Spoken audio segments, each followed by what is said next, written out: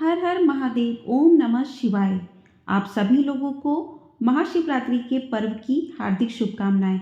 इस वर्ष 2024 में महाशिवरात्रि का पर्व 8 मार्च दिन शुक्रवार को मनाया जाएगा। धार्मिक मान्यताओं के मुताबिक महाशिवरात्रि के दिन भगवान भोलेनाथ का विवाह माता पार्वती के साथ हुआ था। शिव विवाह को पर्व की तरह मनाते हुए भक्त इस दिन उपवास करते हैं और महादेव व माता पार्वती की साथ में पूजा करते हैं। कुछ लोग मंदिरों, शिवालयों में जाकर शिवलिंग का जलाभिषेक भी करते हैं। तो इस साल 2024 में महाशिवरात्रि का व्रत 8 मार्च को रखा जाएगा और हिंदू धर्म में यह दिन बहुत खास माना जाता है।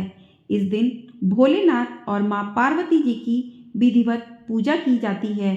इसके अलावा आज के दिन व्रत करने से व्यक्ति की सभी मनोकामनाएं पूरी होती हैं। व्रत किया जाता है, रात्रि में जागरण भी किया जाता है। कहते हैं ऐसा करने से जीवन के सभी दुख दूर हो जाते हैं और भोलेनाथ की कृपा भी प्राप्त होती है। तो आज की इस वीडियो में हम आपको बताएंगे कि महाशिवरात्रि की पूजा में आपको किन किन पूजा सामग्री की आवश्यकता होगी। वैसे तो जिनके पास पूजा करने के लिए कोई भी सामग्री नहीं है तो वह अपने भावों को यदि भगवान के चरणों में सच्चे मन से अर्पित कर देते हैं तो भोलेनाथ उससे भी प्रसन्न हो जाते हैं। लेकिन जिनके पास किसी भी सामग्री की कमी नहीं है, जो पूरी तरीके से सामर्थ्य रखते हैं, तो वह अपने सामर्थ्य के अनुसार यथाविधि भगवान का पूजन अवश्य कर सकते हैं। शिव जी की पूजा करने के लिए आपको किन किन चीज़ों की आवश्यकता होगी, चलिए वीडियो में देखते हैं। तो शिव जी की पूजा करने के लिए आपको आवश्यकता होगी दीपक की। आप मिट्टी या फिर आटे से बना दीपक ले सकते हैं। आपको एक दीपक की आवश्यकता होगी। आप चाहें तो इस दिन 5, 7, 11, 21 दीपक भी प्रज्वलित कर सकते हैं। इसके अलावा आपको नारियल, कलावा, पीली सरसों, अखंडित चावल, कुमकुम, माता पार्वती के लिए चंदन और माता पार्वती के लिए श्रृंगार की सामग्री भी चाहिए होगी। इस दिन आप भस्म, केसर, धूप बत्ती, कपूर, घी, शक्कर, दूध, दही, पंचामृत आदि ले सकते हैं। आप पंचामृत बनाने के लिए आपको चाहिए होगा दूध, दही, घी, शक्कर, शहद और गंगाजल। आपको इस बात का विशेष ध्यान रखना होगा कि शिव जी के पंचामृत में तुलसी का प्रयोग ना करें। तो इस प्रकार से आप पंचामृत से शिव जी का अभिषेक कर सकते हैं। इसके अलावा आपको चाहिए होगा पान, सुपारी, लौंग, इलायची, धोती, गमछा या कोई भी वस्त्र जो आप शिव जी को अर्पित करें। आप माता पार्वती जी के लिए साड़ी, लहंगा, चुनरी इत्यादि वस्त्र भी ले सकते हैं। आप इन वस्त्रों को चढ़ाने के बाद दान में दे दें। और साथ ही आपको चाहिए होगा जनेऊ, गुलाब जल, इत्र। गुलाब जल, इत्र शिव जी और माँ पार्वती को दोनों लोगों को अति प्रिय होता है। इस दिन आप अबीर, गुलाल भी अवश्य चढ़ाएं। वैसे तो सोमवार के व्रत में भी अबीर गुलाल का विशेष महत्व होता है, लेकिन कहते हैं कि महाशिवरात्रि के दिन अबीर गुलाल चढ़ाने से जीवन में खुशियों के रंग खिले रहते हैं। इसके बाद पंचमेवा, खीर, मिठाई, मिश्री, हलवा, चूरमे का भोग भी शिव जी को लगा सकते हैं। इस दिन आप जो भी फल आ रहे हैं, मौसमी फल, उसमें बेर शिव जी को अति प्रिय होते हैं। तो इस समय बेर भी महाशिवरात्रि के दिन शिव जी को ज़रूर अर्पित करें।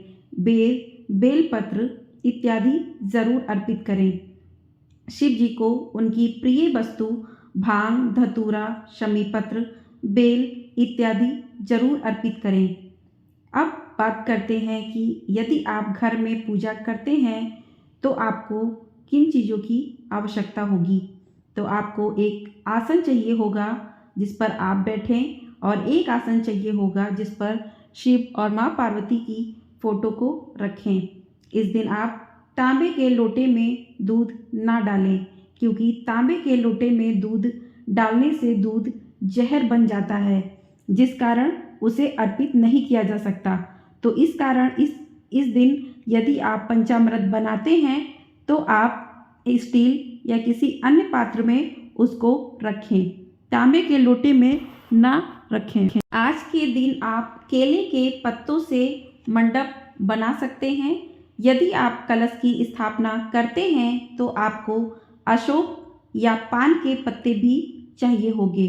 पीतल की कटोरी, हवन सामग्री, इस दिन हवन करना भी अति आवश्यक है। आप चाहें तो पुजारी जी को बुला के हवन करवा सकते हैं या फिर आप स्वयं हवन कर सकते हैं। हवन में आपको जौ और खीर की आहुति दें। आप 11, 21, 108 आहुति दे सकते हैं और प्रत्येक आहुति में ओम नमः शिवाय का जप जरूर करें। इस दिन आप इस प्रकार से आप हवन सामग्री चढ़ाकर हवन को पूरा करें। इस दिन आप दान करें। दान में आप वस्त्र, मिठाई, फल इत्यादि भी दान कर सकते हैं। शिवरात्रि के दिन आप पवित्र पौधा किसी मंदिर में शमी पौधा या बेलपत्र का पौधा जरूर लगाएं।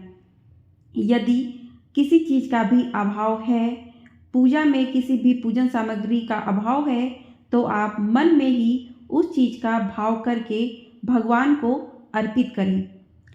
इस दिन हो सके तो मंदिर ज़रूर जाएं और मंदिर जाकर शिवलिंग पर जल से अभिषेक जरूर करें और आटे के दीपक को जरूर अर्पित करें।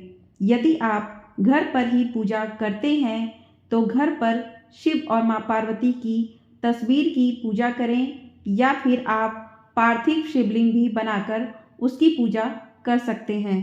पार्थिव शिवलिंग बनाने के लिए आपको मिट्टी को अच्छे से छानना होगा।